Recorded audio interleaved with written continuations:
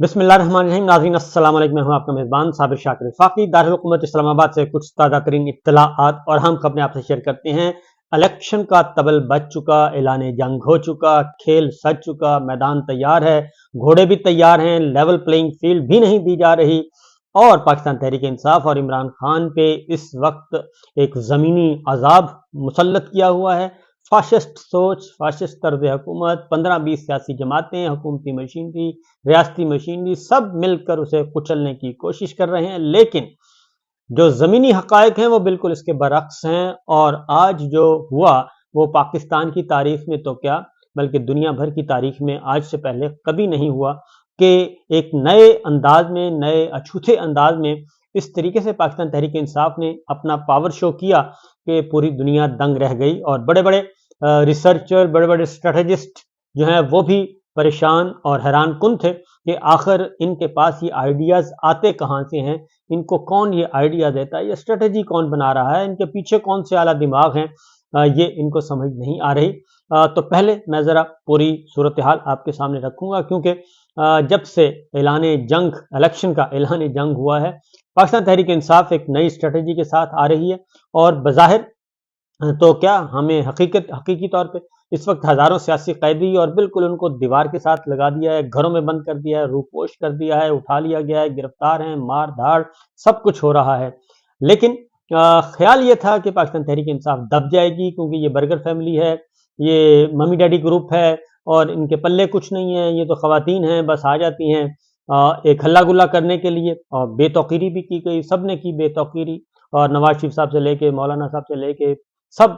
इसका मजाक उड़ाते थे और ये समझते थे, खासतौर पर मुस्लिम लीग नवाज तो बहुत ज़्यादा मजाक उड़ाती थी कि ये तो किसी खेत की मूली नहीं है, ये तो आनन फानन हम इनको खा जाएंगे, कच्चा चबा जाएंगे। लेकिन पिछले 18-20 महीनों में पाकिस्तान तहरीक इंसाफ का जो वर्कर है, जो कारकुन है, सपोर्टर है, उसने ये साबित किया कि वो बहुत ही लीथल है और बहुत ही टिचड़ किस्म का है और वो नजरियाती है, वो बिल्कुल मम्मी डैडी नहीं है, वो कोई बर्गर फैमिली से नहीं है और वो सिर्फ हल्ले गुल्ले के लिए नहीं आते धरने में, मुजाहिरों में, जलसे जुलूसों में, वो सिर्फ हल्ले गुल्ले के लिए नहीं आते बल्कि उनकी पीछे एक बड़ी स्ट्रॉन्ग सोच है और इनको गालियां वालियां भी आपको पता है कि गाली रखी हुई थी यूथ को, यूथ के नाम से इनको यूथिया कहा जाता था, गालियां दी जाती थी और फिर और भी बहुत कुछ रखा हुआ है, वो तो इंतहाई नाम मैं लेना भी नहीं चाहता क्योंकि तरबियत ऐसी नहीं है, तो ऐसे ऐसे नाम रखे हुए थे। लेकिन इमरान खान साहब जेल में हैं, आपको मालूम है, और वो भी जेल में हैं, शाह महमूद कुरैशी साहब भी जेल में हैं और असद कैसर साहब जेल में हैं, चौधरी परवेज़ इलाही साहब के जेल में हैं और मियां महमूद हैं,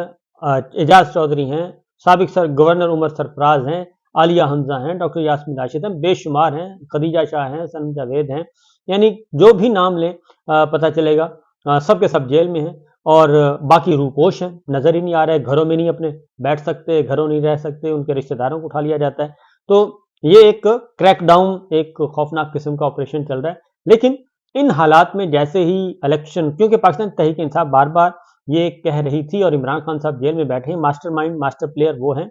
और उनको मालूम था और वो अपनी तैयारियां कर रहे हैं, मैसेज दे रहे हैं, मुसलसल अपना पैगाम पहुंचा रहे हैं पाकिस्तान के अवाम तक, दुनिया भर में जहां जहां पाकिस्तान के अवाम मौजूद हैं उन तक अपना पैगाम पहुंचा रहे हैं और वो बार बार ये कह रहे थे कि हम बहुत तैयार हैं, हमने इलेक्शन की तैयारी कर ली है, हम सिर्फ 8 फरवरी का इंतजार कर रहे हैं। तो 8 फरवरी अब आया जाती है, दरमियान में कुछ ही अरसा रह गया और तकरीबन 50 दिन आप कह लें, 50-52 दिन रह गए हैं 8 फरवरी में और 50-52 दिन के बाद ये मैदान सजेगा। उससे पहले आज जो है एक बड़ा धमाका खेज काम किया गया क्योंकि जलसे जुलूस की इजाज़त नहीं दी जा रही, जहाँ जाते हैं डिप्टी कमिश्नर से इजाज़त लेते हैं, वो नहीं इजाज़त देता, असिस्टेंट कमिश्नर इजाज़त देता, हाई कोर्ट्स कह रही हैं, आला अदलिया कह रही हैं कि इनको आप लेवल प्लेइंग फील्ड में, लेवल प्लेइंग फील्ड नहीं दी जा रही और ये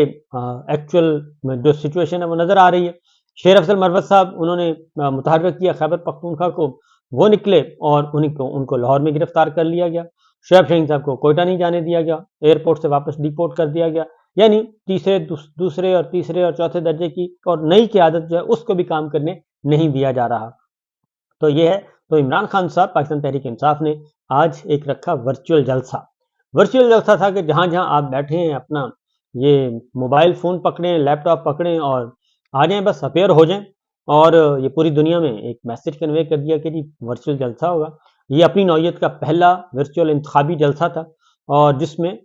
پہلے وہ جیسے ہی وہ اس کا اناؤنس 2 دن 3 دن پہلے اناؤنس ہوا تھا، اور جیسے ہی اناؤنسمنٹ ہوئی تو اس کے بعد کچھ بھی نہیں ہے. آپ سوشل میڈیا ان کا مانیٹر ہو رہا ہے، ڈیجیٹل میڈیا ان کا ہے، جتنے بھی سوشل میڈیا کے ڈیجیٹل میڈیا کے جتنے بھی سورسز ہیں، اس میں یوٹیوب ہے، اس میں انسٹاگرام ہے، اس میں فیس بک ہے، اس میں ایکس پوسٹ ہے، یہ سب کے سب یہ مانیٹر ہو رہے ہیں، اور کہیں آپ کھل کر کام نہیں کر سکتے. تو جیسے ہی جلسہ شروع ہونا تھا، ورچوئل جلسہ کیا ہوتا ہے عام آدمی کے لیے بتا دوں، گاؤں میں دیہاتوں میں سب بیٹھے ہیں. ورچوئل جلسہ یہی ہے کہ آپ جیسے میں آپ سے مخاطب ہوں اس وقت، آپ مجھے سن رہے ہیں، اسی طریقے سے جتنے بھی روح پوش رہنما ہیں جہاں کہیں بھی ہیں، اپنے گھروں میں ہیں، اپنے رشتہ داروں کے پاس ہیں، کہیں بھی بیٹھے ہیں، خفیہ چھپ چھپا کے انہوں نے موبائل فون آن کرنا تھا، لیپ ٹاپ آن کرنا تھا اور آپ سے مخاطب ہونا تھا، اور اس کے بعد یہی ہوا. وہ بیٹھے رہے، اور پھر دنیا بھر میں جہاں جہاں پاکستان تحریک انصاف کے ووٹر موجود تھے، وہ اسی یوٹیوب کے سامنے بیٹھ کے یوٹیوب سن رہے ہیں، اپنے موبائل فون سے، لیپ ٹاپ سے، کمپیوٹر پہ بیٹھ کے وہ سارے کے سارے سننا شروع ہو گئے. اور یہ ٹریفک جو ہے یہ ہزاروں میں نہیں، سینکڑوں ہزاروں نہیں، لاکھوں میں چلی گئی. لاکھوں لوگ جو ہیں وہ اس ورچوئل جلسے میں شریک ہوئے، اور اس میں نہ ہی کسی ڈپٹی کمشنر سے اجازت لینا پڑی، نہ ہی پولیس کو چھاپا مارنا پڑا، نہ ہی دفعہ 144 لگانا پڑی، نہ ہی 3 MPOs کا جو ہے وہ ہتھیار چلا. ہاں البتہ ایک اور کام کرنا پڑا، جیسے ہی یہ ٹریفک آنا شروع ہوئی، یعنی کہ لوگوں نے جیسے ہی آن لائن وہ سننا شروع کیا، اور ٹویٹر پہ، ایکس پوسٹ پہ، اور باقی جتنے بھی انسٹاگرام ہے، فیس بک ہے، اور آپ کا یوٹیوب ہے، جیسے جیسے لوگ آنا شروع ہوئے، اس کے بعد یہ ہوا کہ انٹرنیٹ سروس سلو کر دی گئی، انٹرنیٹ کو بند کرنا شروع کر دیا گیا. ٹویٹر کو، ایکس کو بھی اس کی سروس سلو کر دی گئی. باقی تمام جتنے بھی سورسز تھے ڈیجیٹل میڈیا کے، سوشل میڈیا کے، ان کے پاکستان بھر میں یہ سب کچھ کر دیا گیا، تاکہ لوگ جو ہیں وہ اپروچ نہ کر سکیں. لیکن آپ کو معلوم ہے کہ پانی، بارش کو کون روک سکتا ہے سوائے قدرت کے،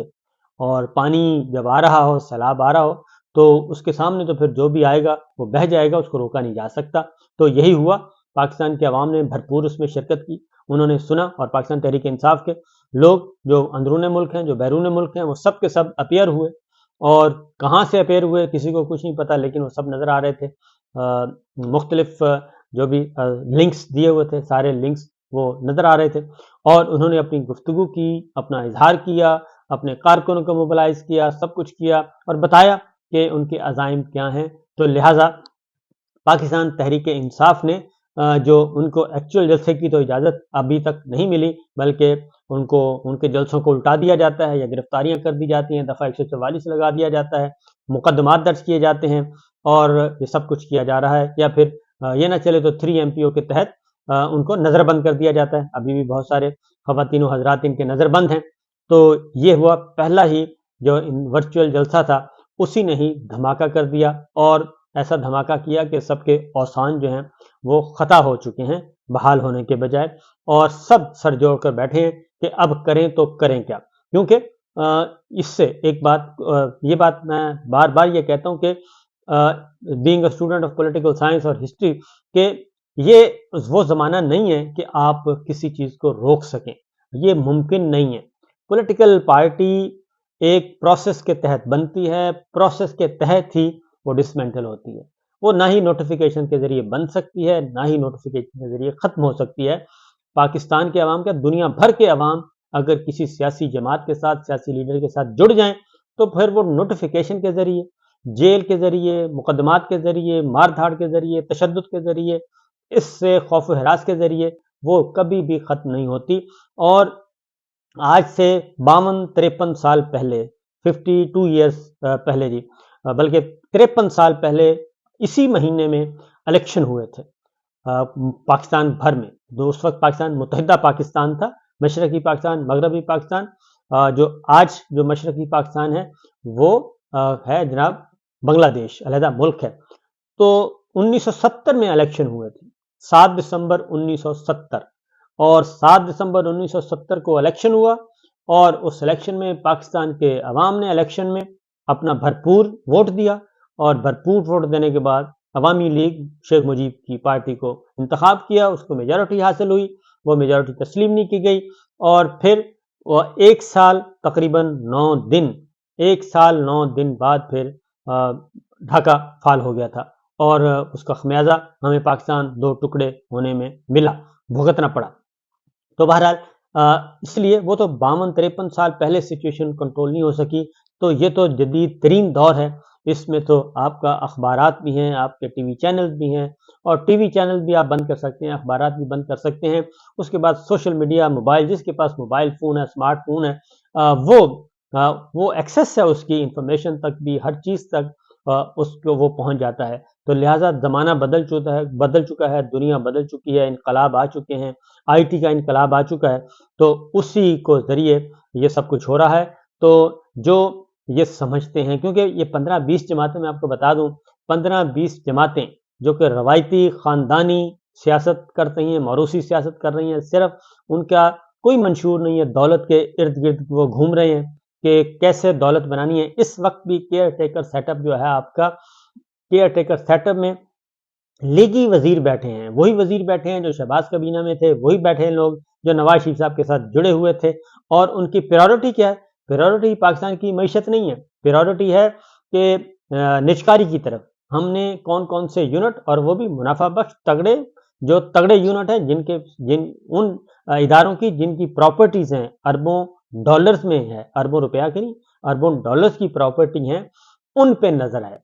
اس وقت جو سب سے پہلی پریورٹی ہے وہ ہے پی آئی اے کی پرائیویٹائزیشن، اور اس کے علاوہ کوئی پریورٹی نہیں ہے، کیونکہ اس کی دولت بہت ہے، اور اس کی اندرون ملک اور بیرون ملک دولت ہے۔ ان دولت پہ، ان عمارتوں پہ، ان بلڈنگز پہ، ان پراپرٹیز پہ نظر ہے۔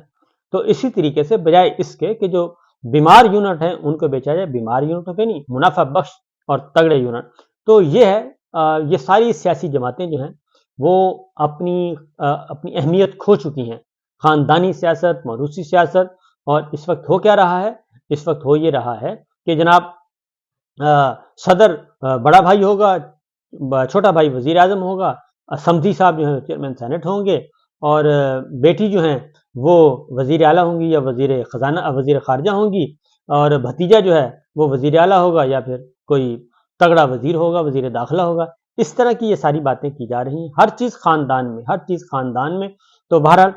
دوسری جانب بلوچستان میں ایک انقلاب برپا ہے، اور ان بلوچستان کے عوام جو ہیں وہ جو کبھی نکلے ہی نہیں تھے وہ نکل رہے ہیں، اور الیکشن سے پہلے نکل رہے ہیں، اور سینکڑوں کی تعداد میں نہیں، ہزاروں کی تعداد میں بلوچستان میں لوگ نکل رہے ہیں، اور وہ پارٹیسپیٹ کرنا چاہ رہے ہیں الیکشن کے عمل میں، اپنا ووٹ کاسٹ کرنا چاہ رہے ہیں۔ اور کس کو ووٹ کاسٹ کرنا چاہ رہے ہیں؟ قیدی نمبر 804 اور قیدی نمبر 943 کو، وہ اس کی بات سننے کے لیے تیار ہیں، کسی اور کی بات سننے کے لیے تیار نہیں۔ جس لیڈر کے بارے میں کہا جا رہا ہے کہ اس کو ہم نے سزائے موت دینی ہے، اس کو عمر قید کی سزا ہونی ہے، لیکن پاکستان کے عوام اس کے ساتھ جڑے ہوئے، تو لہٰذا ورچوئل جلسہ اس نے نیندیں حرام کر دی ہیں۔ اور میرا خیال ہے کہ تمام 15-20 سیاسی جماعتیں آج سوچیں گی کہ ان کے ساتھ ہو کیا رہا ہے،